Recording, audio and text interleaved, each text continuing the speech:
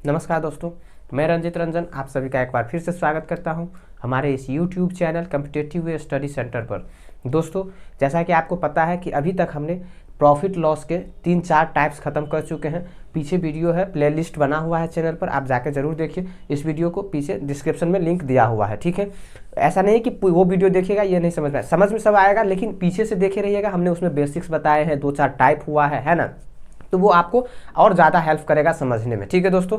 आज की क्लास में क्या क्या होगा, आज की क्लास में जो होगा कि जैसे आपने एक क्वेश्चन देखा होगा कि 10 रुपये में इतना वस्तुएं बेचा तो इतना, जहाँ पे हम क्या करते हैं, वस्तुएं कुछ वस्तुएं खरीदते हैं, कुछ और वस्तुएं खरीद लेते हैं और दोनों को मिलाकर बेचते हैं, तो हमारा प्रॉफिट क्या होता है, लॉस क्या होता है, ये जब हम गणना करने लगते हैं तो हमें थोड़ा सा हो जाता है कि आखिर हम किसको क्या करें। आज वो सारा आपका कन्फ्यूजन दूर हो जाएगा, ठीक है दोस्तों। तो इस क्लास को लास्ट तक देखिएगा, आपको इस टाइप के क्वेश्चन में कोई नहीं फंसेगा। एक क्वेश्चन लेते हैं पहले, उसके बाद फिर हम उससे समझने की कोशिश करेंगे और आगे बताएंगे कैसे होता है। देखिए दोस्तों, एक क्वेश्चन स्क्रीन पे लिखा हुआ क्या है इस क्वेश्चन कि 10 रुपया में 11 की दर से कुछ वस्तुएं खरीदी गई हैं और 11 रुपया में 10 के हिसाब से बेच दिया गया, ठीक है। लाभ या हानि प्रतिशत बताइए। क्या किए हैं आप, 10 रुपये में कुछ वस्तु को खरीदे हैं और 10 रुपये में कुछ वस्तु खरीदे हैं आप 11 की दर से, है ना, ठीक है। लेकिन 11 रुपया में आप 10 की दर से बेच दिए हैं। तो दोस्तों ऐसे क्वेश्चन जो होते हैं, इस क्वेश्चन में आपको क्या करना पड़ता है वो ध्यान से देखिए कि ऐसे क्वेश्चन में हमारा प्राइस भी अलग है, आर्टिकल भी अलग है, तो हम कैसे तुलना करें। आखिर हमारा या तो प्राइस से इक्वल हो तो हम बता दें अच्छा इतना रुपया हमने इतना वस्तु खरीदा, तो फिर वस्तु की तुलना करके, या फिर हमें वस्तु को सेम करना पड़ेगा। वस्तु अगर इक्वल हो जाएगा तो बता देंगे अच्छा इतना वस्तु हमने इतना रुपये में खरीदा था और इतना में बेचा है, तो हमारा लॉस हो गया या प्रॉफिट हो गया, है ना। तो इस टाइप के क्वेश्चन में आप सबसे पहले क्या करेंगे, वस्तु को सेम करेंगे, ठीक है। जो हमारा आर्टिकल होगा उसको हम क्या करेंगे, सेम करेंगे। उसके बाद में जो हम प्राइस होगा हमारा आ जाएगा सेम करेंगे, तो प्राइस की तुलना हम कर लेंगे कि आखिर हमारा सीपी कितना है, एसपी कितना है, उस हिसाब से प्रॉफिट या लॉस होगा उसको हम निकाल लेंगे, ठीक है। कैसे प्रॉफिट निकालते हैं, कैसे लॉस निकालते हैं, ये सब हम पीछे बता चुके हैं आपको, जाकर देखिए उस वीडियो को, आई बटन में भी उसका लिंक आ जाएगा आपको, ठीक है दोस्तों। अब हम बात करते हैं कि आखिर वस्तु को सेम करें तो करें कैसे। देखिए ध्यान से क्या कह रहा है, हाँ, और अगर वस्तु सेम ही हो कहीं पे, कुछ क्वेश्चन आते हैं जिसमें प्राइस भी सेम होता है, वस्तु भी सेम होता है, तो उसमें हम अलग तरीके से करेंगे। इस क्वेश्चन में क्या है, ना वस्तु सेम है ना प्राइस सेम है, तो हम इसमें वस्तु को सेम करेंगे, ठीक है दोस्तों। देखिए कैसे कह रहा है कि 10 रुपया में आपने 11 की दर से आर्टिकल खरीदे हैं, यानी कि ये प्राइस है आपका और ये आर्टिकल है ना, वस्तुएं जिसको बोलते हैं। और 11 रुपया में आप क्या किए हैं, 10 के हिसाब से बेच दिए हैं, ठीक है। तो अब ध्यान से देखिए कि अगर वस्तु 11 था 10 है ना, अगर हम वस्तु को सेम करना चाहेंगे तो इसको 10 से और इसको 11 से मल्टीप्लाई करना पड़ेगा, तभी तो 110 हो जाएगा कि नहीं। यानी कि अगर हम वस्तु को जैसे कि 10 गुना कर रहे हैं तो हमारा प्राइस भी क्या हो जाएगा, 10 गुना हो जाएगा कि नहीं। ज़्यादा वस्तु लेंगे तो ज़्यादा प्राइस हो जाएगा। और अगर फिर से यहाँ पे 11 गुना किए हैं तो इसको भी हमें क्या करना पड़ेगा, 11 गुना करना पड़ेगा। तो 10 को 10 से गुना किए तो यहाँ कितना आ गया 100, 11 को 11 से गुना किए तो कितना आ गया 121। दोस्तों आपको पता है पहले आपने 10 रुपया में 11 की दर से खरीदा था ना, तो ये सीपी है आपका।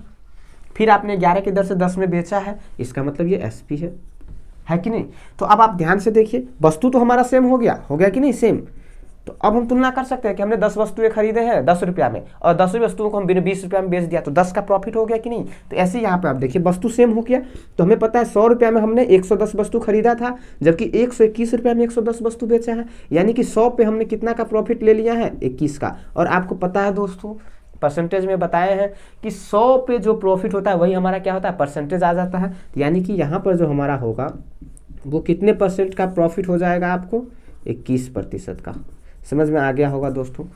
कुछ नहीं करना है इस क्वेश्चन में, क्या 100 पे 21 का प्रॉफिट था, यानी कि वो परसेंटेज में चेंज हो जाएगा, क्योंकि 100 पे जो होता है वही परसेंटेज होता है, तो 21% का लाभ होगा आपको, ठीक है दोस्तों। चलिए अगला क्वेश्चन लेते हैं, देखते हैं आगे कैसा क्वेश्चन आ रहा है, ठीक है। क्या कह रहा है कि 15 रुपया के 8 वस्तुएं खरीदी गई हैं और 12 रुपया के 5 वस्तुएं बेची गई हैं, कुल 42 रुपये का लाभ हुआ है। अब दोस्तों यहाँ पर तो आपको लाभ नहीं दिया था, लेकिन वहाँ पर अब क्या कर रहा है, लाभ दे रहा है। कुल कितना, 42 रुपये का लाभ हुआ है, तो कितनी वस्तुएं बेची गई है और आपको बताना है ये कि कितने वस्तुएं आप बेचे हैं, ठीक है। आइए बनाइए, देखिए तो इस क्वेश्चन को कैसे बनेगा।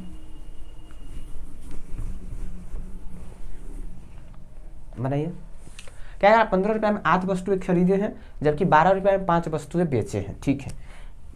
कर लीजिए वैसे ही, पहला आपका क्या होगा, प्राइस, फिर आर्टिकल। 15 रुपया में आपने 8 वस्तुएं खरीदे हैं 12 रुपये में आपने 5 वस्तुएं बेचे हैं, ठीक है, 12 रुपये में 5 वस्तुएं बेचे हैं। तो यहाँ पर ध्यान से देखिए, यहाँ पे क्या करना पड़ेगा, 5 से गुना, यहाँ पे 8 से गुना, यहाँ पे हम करेंगे 5 से, इसको भी 8 से, तो क्या हो जाएगा, 15 को 5 से कीजिएगा तो 75, 12 को 8 से कीजिएगा तो क्या होगा, 96, यही होगा। वस्तु हमारा सेम हो गया कि नहीं, कि 40 वस्तुएं से 40 वस्तु, यानी 75 रुपये में आपने 40 वस्तुएं खरीदे होंगे, 96 में 40 वस्तुएं बेचे होंगे, ठीक है, समझ में आ रहा है, ठीक है। तो फिर यहाँ पर देखिए कितना का जो है कि लाभ हो गया, तो आपका लाभ हुआ है कितना, 42 रुपये का लाभ हुआ है ना। जबकि अगर आप ध्यान से देखिएगा तो देखिए तो कितना का लाभ हुआ है, 75 है, 96 है, तो 6 में से 5 गया तो 1, 9 में से 7 गया तो 2, यानी 21 का लाभ है, 21 का लाभ है ना। लेकिन ये 21 का लाभ आपको कितना पे है, 40 वस्तुएं पे, 40 और 40 80 है ना दोस्तों, नहीं 40 वस्तुएं ही हैं, क्योंकि 40 वस्तुएं आपने बेचा है तभी तो 96 में, तो 96 में 75 में खरीदे थे, 96 में बेचे हैं, यानी कि 21 का लाभ है आपको 40 वस्तु पे। तो आपको पूछ रहा है कि 42 का लाभ आपने लिया है, तो यानी कि लाभ को आपने अगर डबल करना है तो आपको वस्तु को भी क्या करना पड़ेगा, डबल करना पड़ेगा कि नहीं करना पड़ेगा, यानी कि आपने वस्तु कितना देना पड़ेगा, अगर 42 का लाभ है तो आपको 80 वस्तुएं बेचना पड़ेगा, यही आपसे पूछा हुआ था, ठीक है दोस्तों, कि कितना वस्तुएं आप बेचेंगे कि आपको 42 का लाभ हुआ है ना। तो दोस्तों ध्यान से देखिए, 15 में आप 8 खरीदे थे यानी कि, और 12 में 5 बेचे थे, हमने कहा वस्तु को सेम कर दीजिए, वस्तु को सेम कर दिए तो 40 हो गया कि नहीं, ठीक है, इधर 5 से गुना कर दिए 75, इधर 8 से गुना कर दिए 96 आ गया, यानी कि 21 का लाभ आप ले लिए हैं, कितने पे, 40 वस्तुएं पे, है ना। तो 40 पे आप 21 का लिए हैं, तो आपको 42 का लाभ लेना है या डबल लेना है, तो वस्तु भी आपको डबल बेचना पड़ेगा कि नहीं, यानी कितना वस्तु बेचना पड़ेगा, 80 वस्तु बेचना पड़ेगा। समझ गए दोस्तों, एकदम समझ में आ रहा होगा, कोई कन्फ्यूजन नहीं है, ठीक है। चलिए शुरुआत और देखते हैं एक और क्वेश्चन कैसा आता है। देखिए अगला क्वेश्चन क्या है, कह रहा है कि कुछ खिलौने 5 रुपया में 9 के हिसाब से खरीदी गई है, ठीक है, उतने ही खिलौने 5 रुपया में 6 के हिसाब से और खरीदी गई। अब दोस्तों यहाँ तक हमने एक बार खरीदते थे, एक बार बेचते थे, है ना। अब जो हमारा क्वेश्चन आ रहा है उसमें एक बार खरीदते नहीं, 2 बार खरीदते हैं, एक बार और खरीदते हैं। देखिए कैसे, कह रहा है कि 5 रुपया में 9 के हिसाब से खरीदे, दूसरी बार में फिर आपने 5 रुपया में 6 के हिसाब से खरीदे हैं, ठीक है। लेकिन अब पूरे भंडार को 1 रुपये प्रति खिलौने के हिसाब से आपने बेच दिया, तो लाभ या हानि प्रतिशत बताइए दोस्तों क्या होगा, बनाइए इस क्वेश्चन को।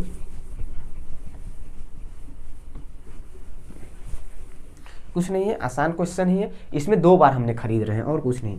क्या कहा कि 5 रुपया में आपने पहली बार में 9 वस्तुएं खरीदे हैं, दूसरी बार में 5 रुपया में 6 वस्तुएं खरीदे हैं।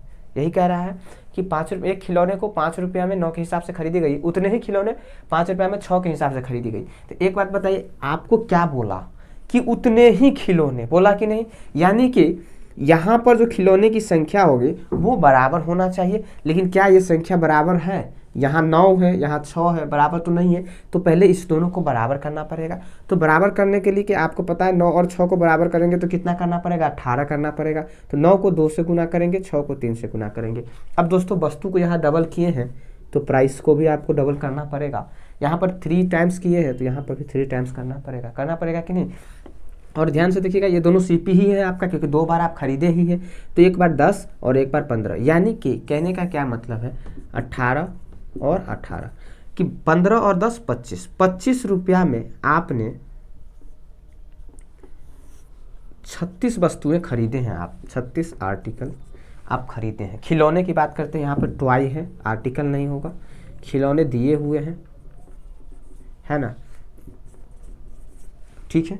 तो आपने 36 खिलौने खरीदे हैं, लेकिन आप क्या कर रहे हैं कि 1 रुपये प्रति खिलौने के हिसाब से बेचेंगे। तो 1 रुपये जब बेचेंगे तो 36 खिलौने को बेचने के लिए आपके पास कितना रुपया आएगा, 36 रुपया आएगा कि नहीं। यानी कि 25 में आप खरीदे थे और 36 में आप बेच रहे हैं, तो कितने का लाभ हो रहा है आपको, देख लीजिए, 11 का लाभ हो रहा है कि नहीं। पूछा क्या है, परसेंटेज में पूछा या फिर क्या पूछा, तो लाभ या हानि प्रतिशत बताइए। अच्छा परसेंटेज में पूछा है ना, तो 11 का लाभ है कितना पे, 25 रुपया फंसाए थे आपने, 100 पे कितना होगा, 44%। यानी कि आपका जो प्रॉफिट है वो कितना है, 44% का है। समझ गए दोस्तों, आसान क्वेश्चन था। हमने 2 बार खरीदा तो ठीक है, 2 बार हमने कर लिया कि आखिर हमने कितना कितना खरीदा। सेम वस्तु कहा तो इसलिए कभी कभी क्या कहेगा 2 गुना वस्तु खरीदे, कभी कहेगा उससे हमने आधा ही वस्तु खरीदा। तो यहाँ पर आपको वो चीज़ें मेंटेन करना पड़ेगा। अभी सेम कहा तो हमने सेम किया, कहता 2 गुना तो इससे हमको इसको 2 गुना करना पड़ता, आधा कहता तो आधा करना पड़ता। समझ गए, और प्राइस आ जाएगा, फिर जिस हिसाब से बेचेंगे वहाँ से फिर हम प्रॉफिट या लॉस निकाल लेंगे। समझ गए दोस्तों, ठीक है। चलिए अगला क्वेश्चन लेते हैं, एक और क्वेश्चन देखते हैं क्या कह रहा है कि 20 रुपया में 6 की दर से कुछ वस्तुएं खरीदी गई और 26 रुपया में 8 की दर से उससे 2 गुनी वस्तु खरीदी गई। देखिए दोस्तों, आ ही गया वो क्वेश्चन। अभी यहाँ पर सेम था और अब वो क्या कह रहा है 2 गुना वस्तु खरीद रहा है। ठीक है, 26 रुपया में 8 की दर से उससे 2 गुनी वस्तु खरीदी गई। दोनों को मिलाकर 118 रुपया में 24 के हिसाब से बेच दिया गया। तो बताइए कि लाभ या हानि प्रतिशत क्या है, बताइए क्या होगा। अभी 2 गुना वस्तु खरीद रहा है वो, तो कुछ नहीं करना है, उसको 2 गुना कर देना है। बस थोड़ा सा दिमाग लगाना होगा कि कैसे 2 गुना होगा, है ना। ठीक है, 20 रुपया में 6 की दर से खरीदा है, फिर लास्ट में 26 रुपया में 8 की दर से खरीदा है। देखिए 20 रुपया में 6 की दर से खरीदा है, फिर 26 रुपया में 8 की दर से खरीदा है। लेकिन जो वस्तुएं खरीदी गई हैं वो डबल है ना। तो क्या इससे ये डबल है? नहीं है ना। तो इसको डबल कैसे किया जाए? तो आपको पता है ये 6 है और ये 8 है। अगर इसको 12 कर दें और इसको 24 कर दें तो हो जाएगा डबल। तो इसको कर दीजिए 12 और इसको बना लीजिए 24। तो इसको डबल किए हैं तो इसको भी डबल, इसको 3 टाइम्स किए तो इसको भी 3 टाइम्स। अब आप ध्यान से देखिए, यहाँ पे 12 आर्टिकल आपने खरीदा था, यहाँ पे 24, डबल हो गया कि नहीं। प्राइस की बात करेंगे तो 40 और 78 है ना, 6 त्रिक 18, 3 दूना 6 1 7 78। समझ में आ गया। तो अब आप ध्यान से देखिएगा तो आपको पता चलेगा फिर से यहाँ से क्या 8 7 4 11, यानी कि 118 रुपया में आपने 36 वस्तुएं खरीदे हैं कि नहीं। लेकिन आप जो बेचे हैं 118 रुपया में 24 वस्तुएं ही बेचे हैं, यानी कि 24 वस्तुएं जब बेचे हैं तो 36 वस्तुएं पर आप कितना बेच लिए हैं? 24। हमने अभी आपको बताया था सबसे पहले वही क्लास में, आज की क्लास में, कि अगर हमारे पास प्राइस समान है तो हम फिर अब आर्टिकल को समान नहीं करेंगे, है ना। तो दोस्तों यहाँ से ध्यान से देखिए, 36 था आपके पास, 24 बेच लिए। अभी आपको और कितना बेचना है? 12 बेचना है कि नहीं। तो एक बात बताइए, 24 पे 12 बेचेंगे आप तो 100 पे कितना बेचना होगा? 50। और 100 पे जो होता है वही हमारा क्या होता है? परसेंटेज हो जाता है। और यहाँ पर प्रॉफिट क्यों हो रहा है? क्योंकि हमने 24 बेचकर ही उतना पैसा ले आए हैं। अभी हमें 12 तो और बेचना है, और 12 को जो बेचेंगे और जो पैसा आएगा वो हमारा प्रॉफिट हो जाएगा। इसीलिए यहाँ पे हमारा प्रॉफिट हो रहा है कितना? 50% का। समझ में आ गया दोस्तों, ठीक है। कुछ नहीं करना था, यहाँ पे डबल बनाना है, आपको ध्यान से बनाना होगा। यहाँ पे 12 कर दिए, यहाँ पे 24, तो देख लिए पहले से डबल हो गया वस्तु। ठीक है, इतना में इतना बेचा, इतना में इतना हमने खरीदा था, तो हमारे पास लाभ हो गया। ठीक है दोस्तों, ठीक है। चलिए एक और क्वेश्चन लेते हैं, देखते हैं क्या कहता है अगला क्वेश्चन। कह रहा है कि 7 रुपया के 11 अमरूद खरीदे गए, 7 रुपया के 11 अमरूद खरीदे गए हैं। 100 अमरूद कितने में बेची जाए कि 10% का लाभ हो? 7 रुपया में 11 अमरूद खरीदे गए हैं, ठीक है दोस्तों। 100 रुपया में कितने अमरूद बेचे जाए कि 10% का लाभ हो? दोस्तों आसान क्वेश्चन है ये, बन जाएगा अब आप लोगों से, तो बनाइएगा और इस क्वेश्चन का आंसर आप हमें कमेंट बॉक्स में जरूर दीजिएगा। या फिर कोई डाउट होगा आपको इस क्लास से संबंधित किसी क्वेश्चन में, तो आप हमें कमेंट कीजिएगा, हम आपके कमेंट का जवाब जरूर देंगे, कोशिश करेंगे जितना जल्दी होगा उतना जल्दी देंगे। लेकिन अगर इस क्वेश्चन में अगर फंस गए कि नहीं सर नहीं बना, तो आप हमें कमेंट कीजिएगा, अगले क्लास में जरूर इसे ले लेंगे। ठीक है दोस्तों, आज की क्लास कैसा लगा आप हमें जरूर बताएं कमेंट करके। इस क्लास को लाइक कीजिए और अपने दोस्तों में शेयर कीजिए, ताकि जो आने वाले एग्जाम्स हैं, बहुत सारे एग्जाम्स अभी होने वाले हैं, उन सारे एग्जाम्स में जो एग्जाम देने वाले स्टूडेंट उसको बहुत फायदा होगा। दोस्तों अगर आप हमारे चैनल पर नए हैं तो इस चैनल को सब्सक्राइब कीजिए और बेल आइकन को जरूर दबाइए, ताकि क्या होगा कि जैसे ही हम अगला क्लास लेकर आएंगे आपको नोटिफिकेशन के माध्यम से सबसे पहले पता चल जाएगा। ठीक है दोस्तों।